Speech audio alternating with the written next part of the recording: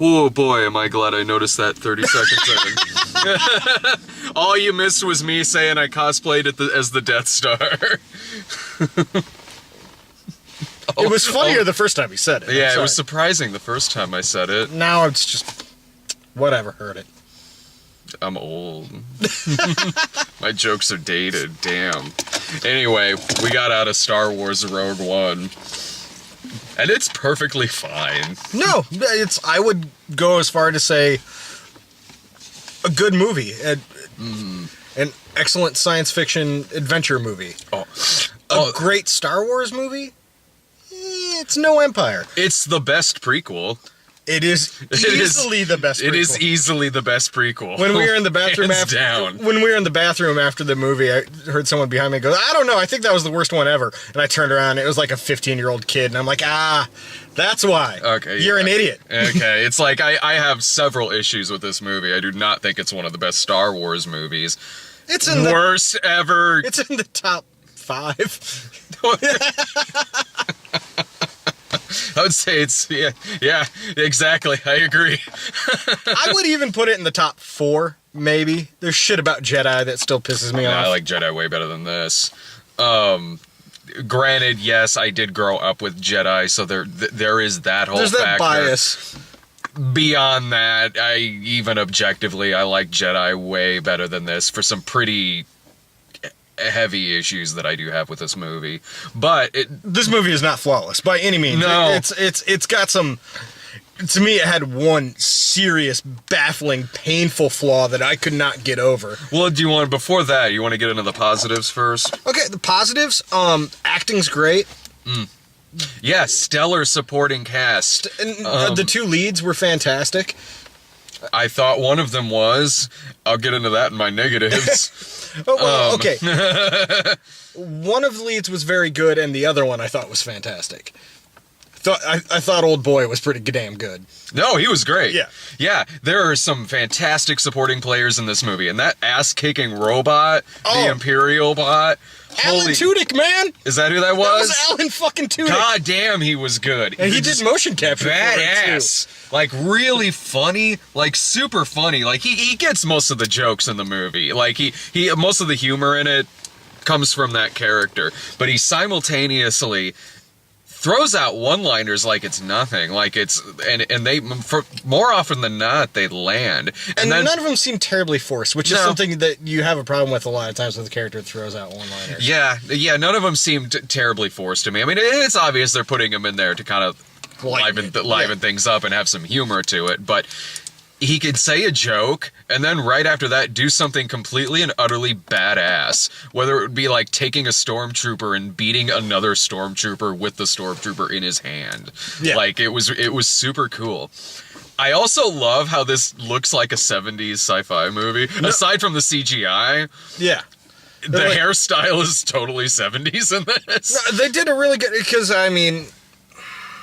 This movie takes place directly before A New Hope. Yeah. The whole plot line is basically, at the beginning of A New Hope, and Leia has the plans to the Death Star. This is getting the plans to the Death Star. That's what this whole movie is. And because of that, it's like a World War II movie. It's like an Inglourious Bastards. No, they were storming the beaches in Normandy and shit. Yeah, and that's super cool. That is, I do love that. For this movie, and it ties in. They tie it in really, really well, and this has a fantastic third act.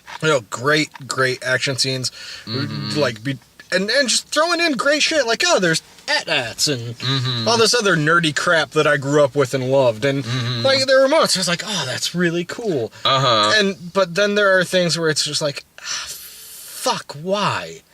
Like, they found an actress to play Mon Mothma. Oh, yeah. Who looked... Holy shit. Exactly like, but so much like. But when you see frame 1 of that character, you know who that is. Exactly. I mean, from the trailer. You know who it is. Yeah. And it's obvious who it is. So my question is, why couldn't they do that with other fucking characters? With Peter Cushing? Oh my god. Okay. That's your fatal flaw of the movie? Or not fatal, but biggest flaw?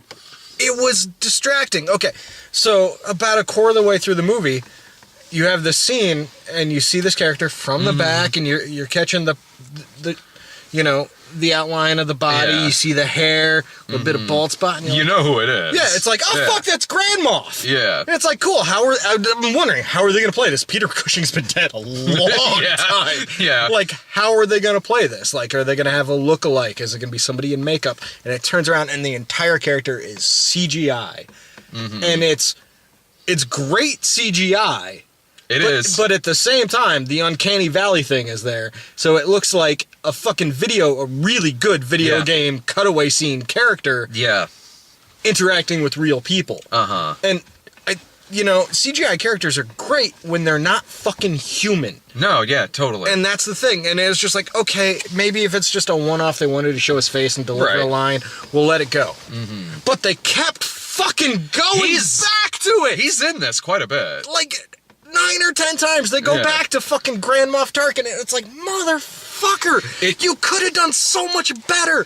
Like, if you had just got someone who looked a little bit like him, done some prosthetics and some makeups, Then, yeah. lit it fucking right, and just It wouldn't be the first time that a Star Wars movie has used another actor to play a pre-existing character. They even do it in this very movie. yeah. And that's the thing. It's like I would have appreciated the effort Yeah. and been less distracted by any other option than a CGI rendering of Peter Cushing, whose mouth doesn't move. Quite right. Yeah, because it's not terrible, but it's not quite right. Well, here's the thing. It bothered you more than it did me, but here's why. Being in Chicago the last couple of days, there was a lot of people up there who had already seen Yeah. this movie. Nothing was really spoiled for me about it. Which, to be fair, there's really not that much to spoil about this movie. No, but, there's like, not. There's some appearances of characters. That you're I'll like, get to that in a second. But but one of the common complaint that everyone was hearing from the word of mouth was how bad that looked and how like distracting the fake Peter Cushing was. So going into this, I was actually expecting a lot worse. Like Okay. I was expecting like he's gonna look just as real as Jar Jar Binks or like Jeff Bridges in Legacy. Like I was expecting like that level of Uncanny Valley, and what it was just slightly distracting. it was slightly distracting. But then I It was expecting just enough to take me out of it to think about it's how off it was. It was distracting to me in the sense because you're constantly looking for flaws. No, exactly. You know? So, yeah. Exactly. You're constantly looking for flaws in this effect. Now, by all means, it's not a terrible effect. No, kudos to the animators. They did a hell of a job. The rendering's really good. It looks like Peter fucking Cushing. It does, and because of that, if let's say for some reason I didn't know he was dead, or I just know.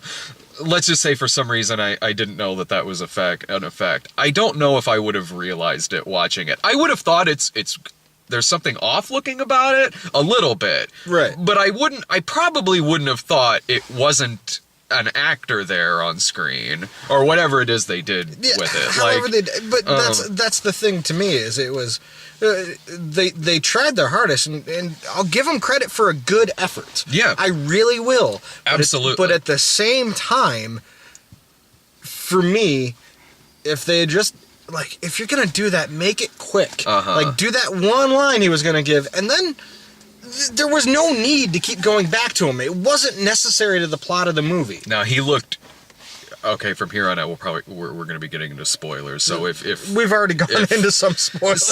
but like here definitely. So stop here if you're planning on seeing this. He looked better than Carrie Fisher did at the end of this movie. Okay, yeah. At the end, they open the door. There's this figure in a white hood, and you're like, it's Princess Leia. We know Hand who her it the is. fucking disc. You don't have to show her face. And I the whole time I was like, don't turn around. Don't do this again. And not only does she, but they end it on the worst shot in the movie, and they end it with one of the corniest pandering ass lines in the movie. For a third act that was great until that last 5 seconds. Holy shit, like this is right after we see Darth Vader doing some pretty fucking badass shit, which we haven't seen in a long goddamn time. Yeah. We see him doing badass shit, which was really cool for how much boy, did those prequels really neuter that fucking character horribly. It was nice seeing him doing something really scary and badass. So, and anyway, and also we have that scene of the two main characters on the beach at the end, which is gorgeous, which was a gorgeous, haunting, chilling shot in the movie. And then it ends in this awful Princess Leia thing with this horribly corny line that was part of an issue I have with this movie. There was a couple real cornball fan service lines that it was like, oh, fuck you, man, we've seen the movies. You know, that shit wasn't necessary. Like, The Force Awakens had fan service. It did, but it was part of the plot. It was or even the stuff that was like straight up fan service was at least like fun. Like Han Solo finally shooting Chewie's fucking bow. At least it was fun. At least it was, and at least it was like, okay, why wouldn't that happen in this scene? I can buy that this is happening in this scene. In this, I don't need characters saying other characters' catchphrases. Yeah. I didn't need C-3PO or R2-D2 showing up to say one thing. Completely unnecessary. Like, that took me out, too, because and people in the audience were into it, and I was like, but why is it there? Because it's a midnight screening. Like, No. I've done this rant before, I'm sure. When you're at a movie, and the movie ends, don't fucking applaud, because nobody who worked on that movie is in the theater with you unless you're at the premiere. If you're at the premiere, fucking applaud. Even if it's bad, applaud. Be nice. I know it's people just like showing their joy. It is, and this is. It's not like we're one of those things that annoys me. It's not like we're seeing this on a Saturday afternoon matinee. It is a pre-screening. No. There are people there dressed in costume. Of course, there's going to be applause at the end of it. I will say, as opposed to every Star Wars movie that I've seen at a premiere, the audience we were with at least kept their fucking mouth shut during the movie. Absolutely, they did. Yeah. I remember, this was a long time ago, but it was the second prequel. Oh, yeah. And I was at it, I think, with my mother. And when Yoda pulled out his lightsaber, the entire audience in the theater cheered for like 5 minutes. And I was sitting there going, I came here to watch the fucking movie. Shut up. I saw that on the midnight screenings, and when that happened, I didn't know what to get more mad at. The fact that the movie did that, or the fact it was getting applause. Fuck. I'm so angry. I was just sitting there like, I kind of just want this movie to end. Fuck. Well, and that's what the prequels were good at, was just me wanting them to end. just destroying the mystique of something that was special because it had mystique. Yeah. You know? And this movie doesn't ruin any kind of mystique. No, it doesn't. It just it feels like a natural. No, it does. Like the prequel should have been this. Yeah. Oh God, yeah.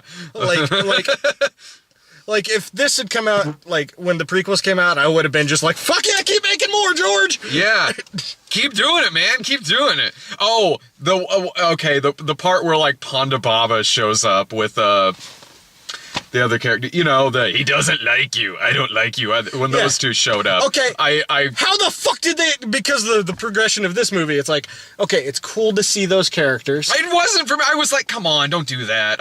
That was another part where I was like, I don't need that there. That's the kind of fan service I'm not that cool with. Sure, sometimes it can be integrated fine, and a quick thing like that can be integrated fine into something. Like, yeah, I'm sure I can think of an example where something like that has worked fine. In this particular case, no, I didn't need that. You know, if they had been on Tatooine, I'd have been like, hey, that was fun.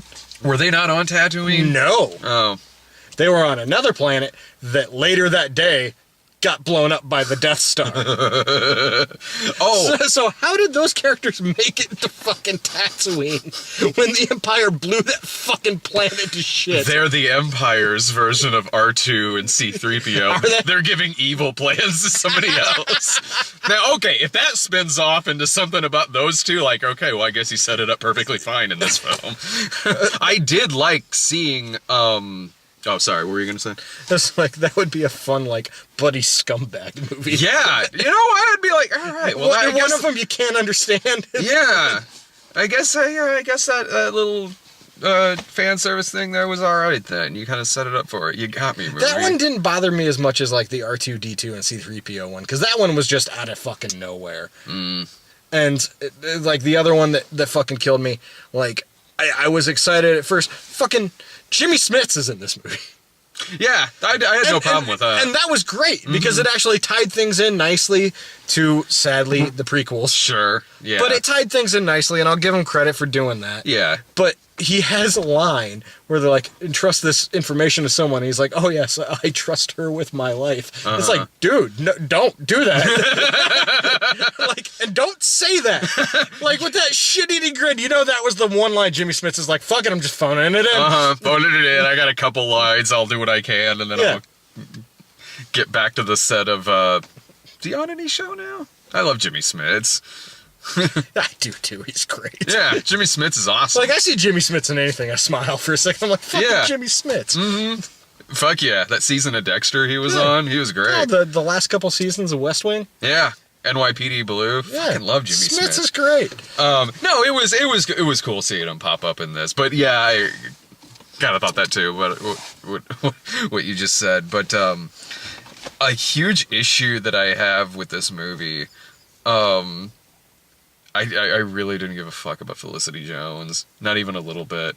I thought she was nothing. I thought she was wooden. I thought there was nothing interesting about this character, like at all. There was no humor. There was no charisma. There was no charm. There was no intimidation.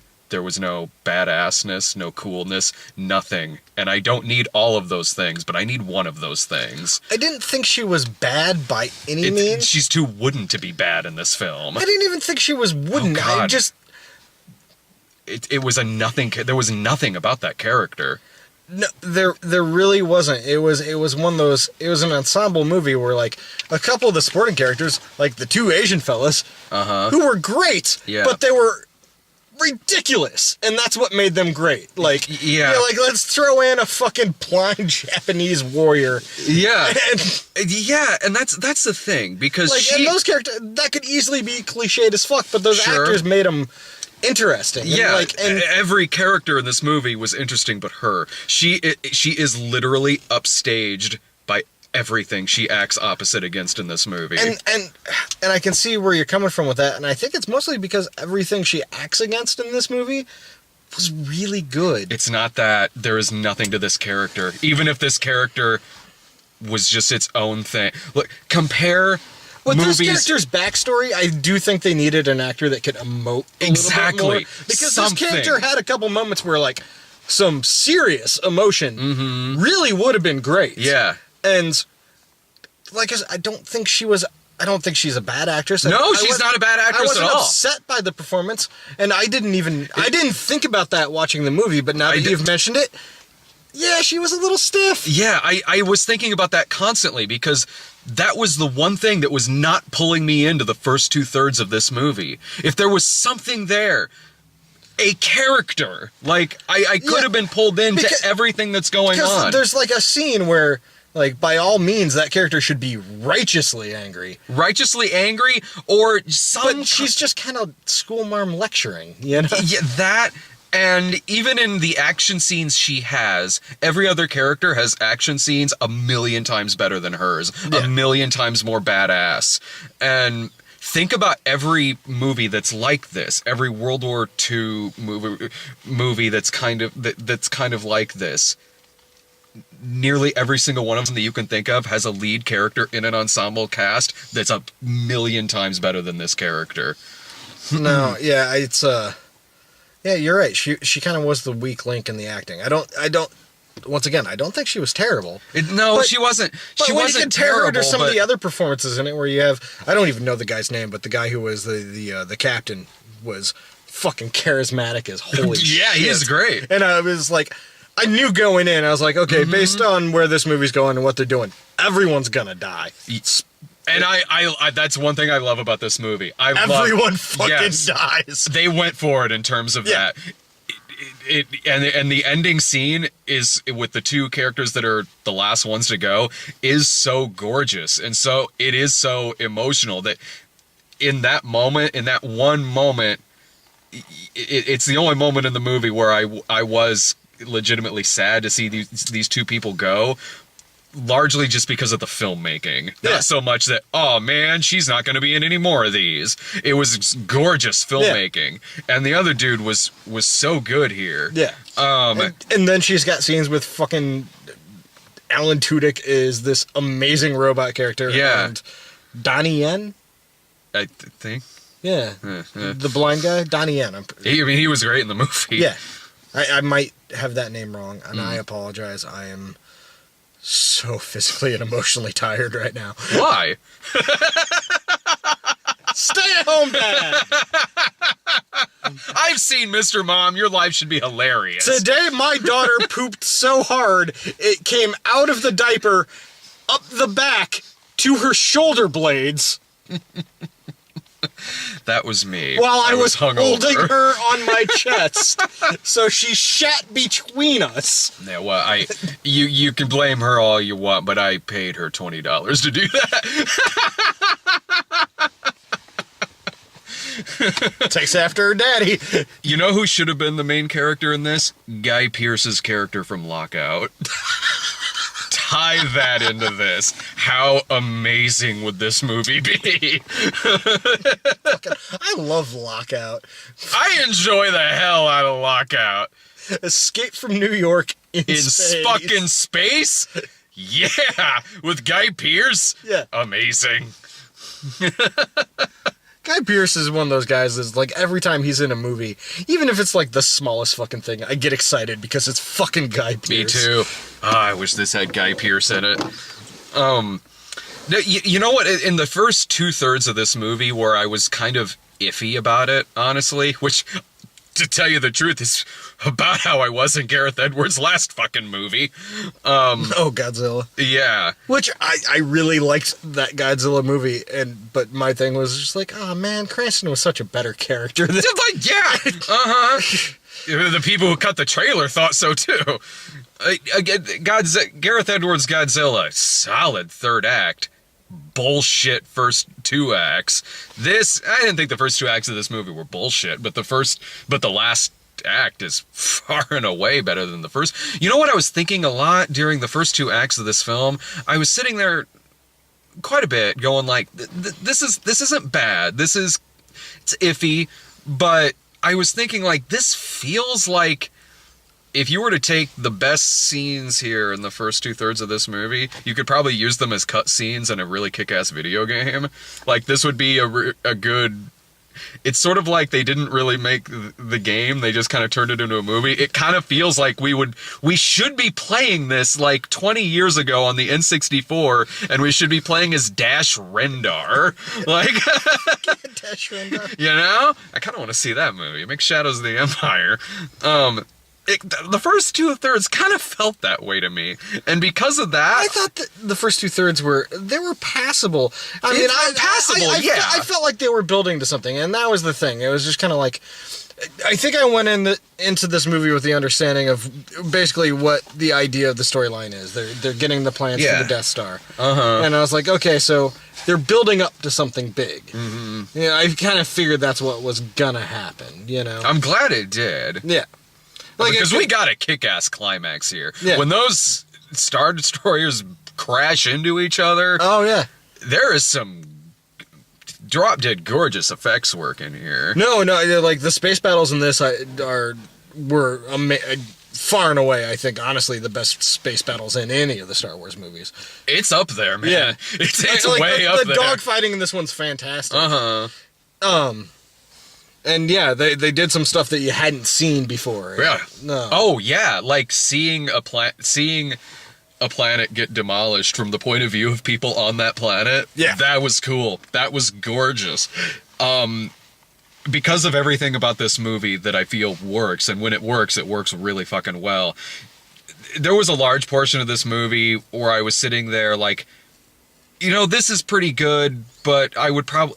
if I was at home watching this, I'd feel perfectly fine. And there was a point where I was like, I think I'm kind of just recommending this as a rental. But then when it really was kicking in and got to these moments that I thought truly were great in this film, it bumped it up for me to say, like, this is at the least worth a matinee screening for this movie. I would say go see it. Pay Well, full price and go see it. Because for me... I mean, for me, I'm mainly talking for me. Like, look, this is a critic-proof movie. You've already made up your mind whether you're going to pay full price to see this or not. And you know what? Go for it. Fine. There's nothing wrong with paying full price to go see this movie. For me, personally, what I loved about this movie mixed in with what I really didn't like about it and what I thought were kind of misses about the movie, I think it's an absolutely really solid matinee flick. Yeah, and my thing is I'm torn between, you know, the absolute utter fucking geek that I am. Yeah. and the point where we're at in doing these reviews from like, you know, 3 years ago, I feel like I was probably a lot more lenient on everything. But now I feel like it's the job is to be critical. So, like, even if I like something, I'm looking for flaws. Yeah. Just so I have something to talk about. You know? I don't know if I mean, I do that when I'm writing for the snob, of course, but like... there's sometimes I just get lost in shit and enjoy the fuck out of it. Yeah. Like, you know, we've watched some terribly flawed movies that I've been like, I'm done looking for flaws because I'm fucking in. Yeah, and like, that's... Best Man Holiday. Oh, hell yeah. Was terrible. That movie was objectively fucking terrible. I would watch that again tonight. Yeah. That's how me and Brian are whenever we go see shit like When the Bow Breaks. Yeah. Like, you know what, when I'm probably more lenient now than I used to. I feel like I'm much less lenient now. I think I'm more lenient now, even though I've really always been, like...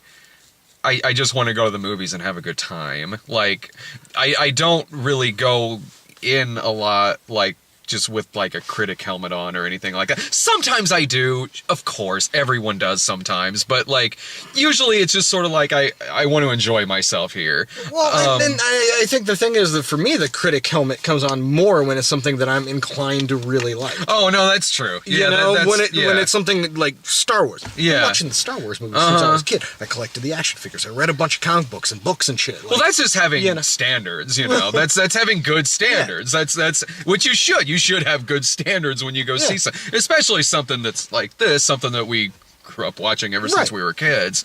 But I think I'm a little more lenient now in the sense that we do, or at least, well, you go see more movies now than you used to a few years ago, theatrically. I certainly do. I'm at like 3 some movies a week, so I maybe there are times when I'm a little more lenient because I've seen like the 50 Shades of Blacks, all of that, and you too with the religious movies and shit like that, which is Medea and Tyler Perry and and some of the like half the movies we're gonna see next month, like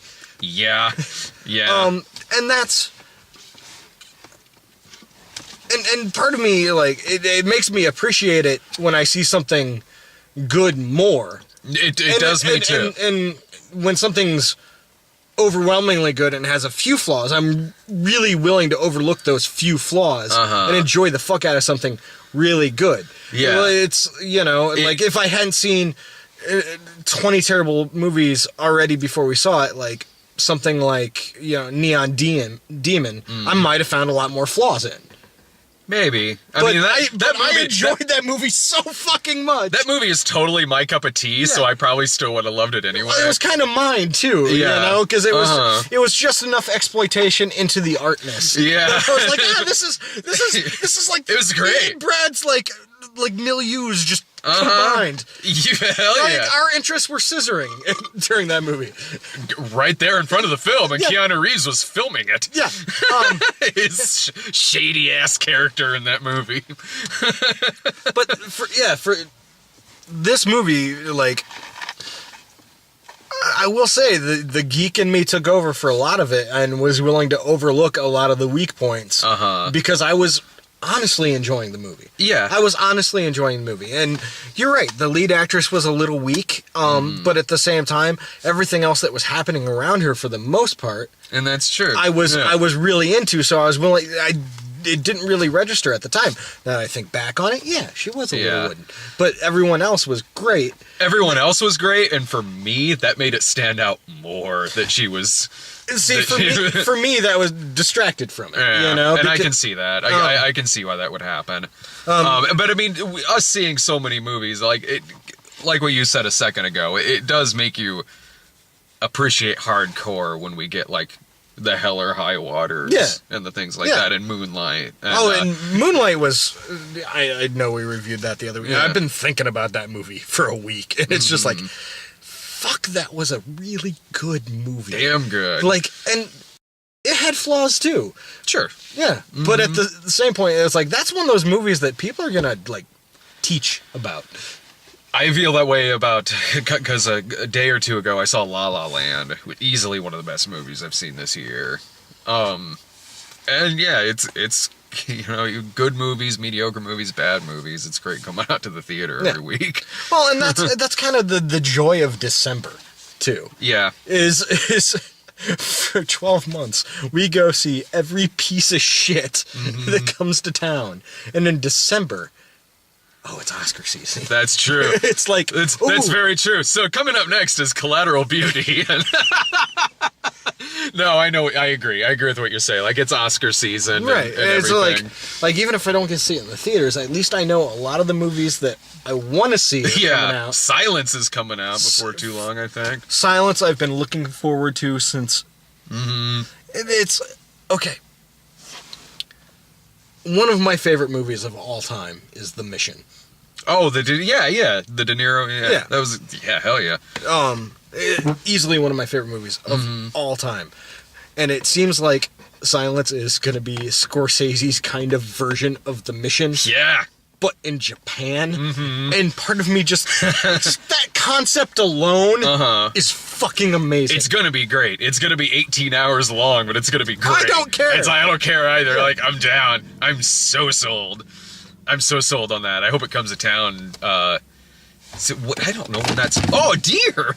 Sorry, guys, it got dark for a second. My wife is texting me, and I have to. Oh, we can wrap things up. You have any final thoughts about this? Yeah, it's good. Go see it. Yeah, it's good. Go ahead. Sorry. Nothing is ever going to be the original trilogy. No.